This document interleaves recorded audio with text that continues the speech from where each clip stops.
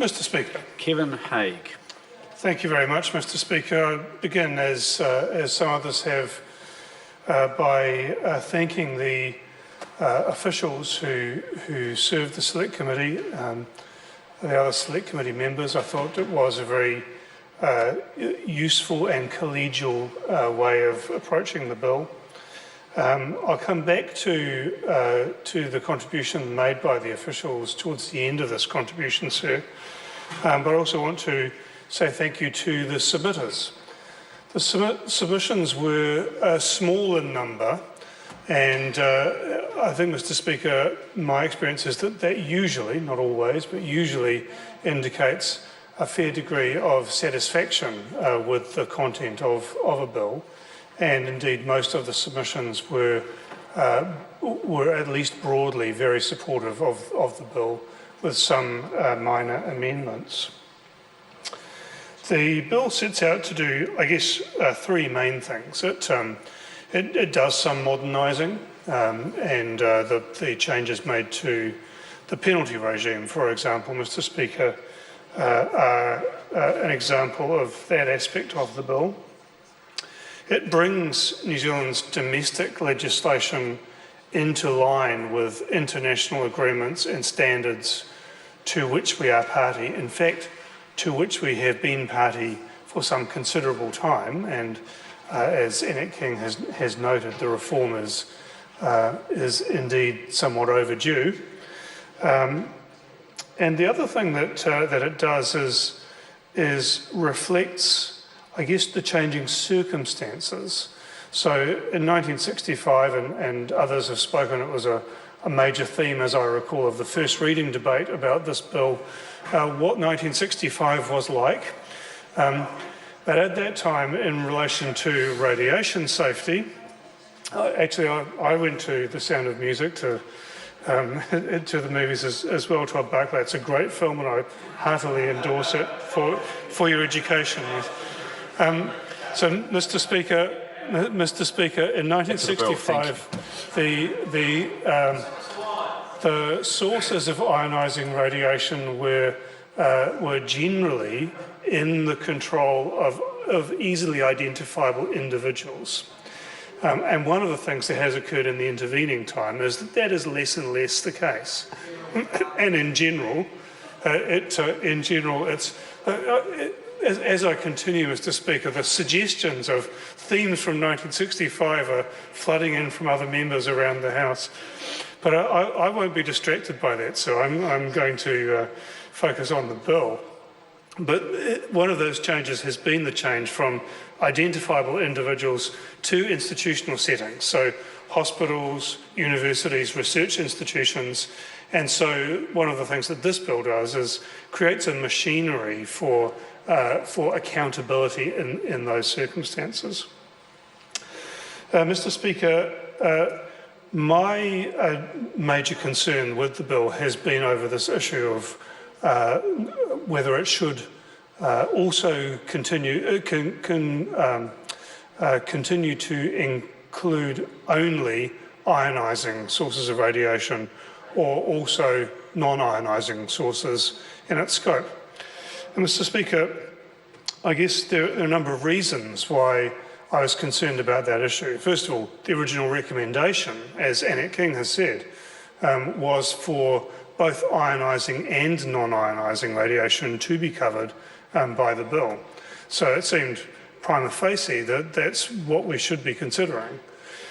Secondly, Mr. Speaker, the Health Committee in particular, as Lewis Awul has mentioned, has been particularly exercised and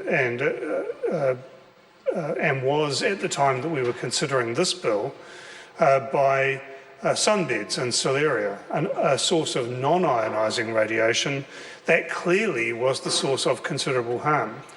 And of course, non-ionising radiation covers a variety of sources. It covers visible light, ultraviolet light, radio frequencies, and indeed some other parts of the spectrum.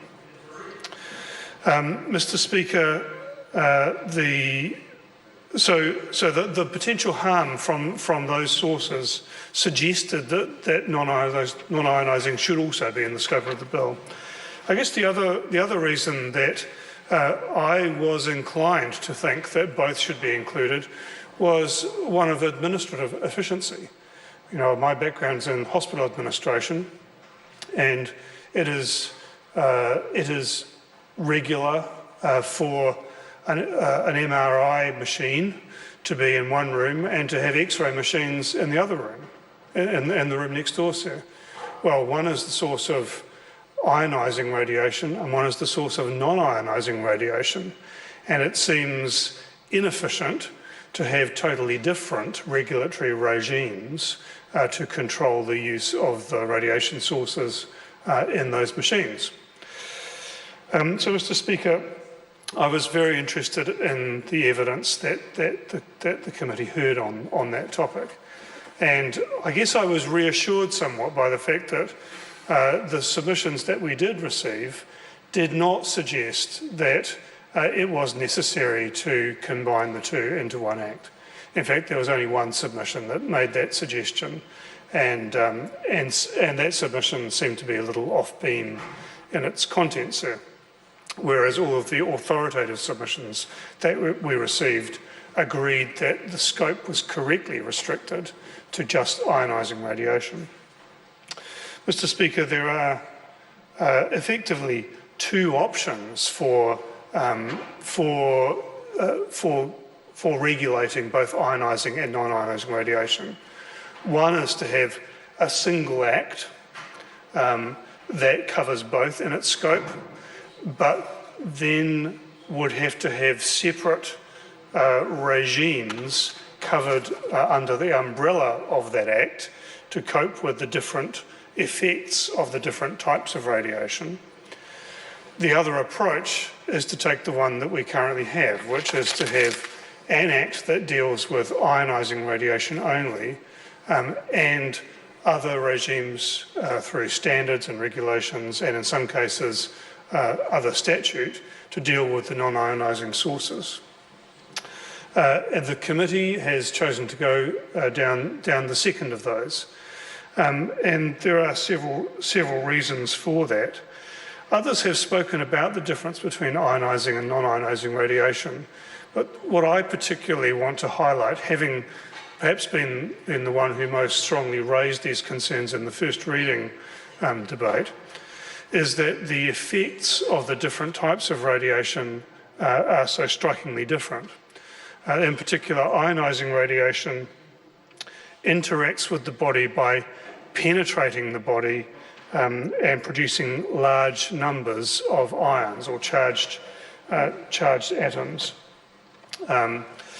Mr. Speaker, and in consequence we measure ionising radiation by the absorption of energy by body mass, by mass. That's the unit that we use to describe ionising radiation. On the non-ionising side,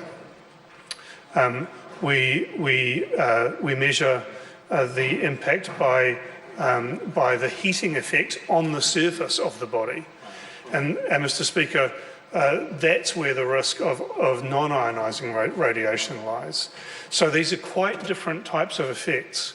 And so if we were to combine them in a single act, we would still need entirely different regimes within that act to accomplish the regulation that we need.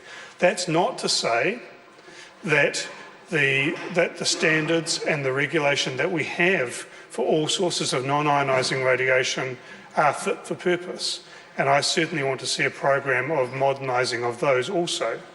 I would support Lewis Awull's suggestion that the Ministry of Health had no objection to, in fact, of relabelling this bill the ionising radiation safety bill. I think that would provide some clarity.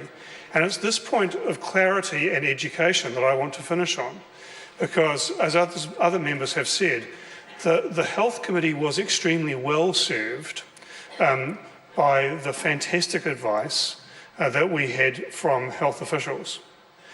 But the New Zealand public also needs that same level of education and science literacy that was delivered to the Health Committee. I'm a person who does have a physics degree, and the thought of speaking in the second reading and revisiting this Act, rereading our report, makes my head hurt. So let's think about the New Zealand public and actually put our minds to educating them about scientific principles, sir. Thank you.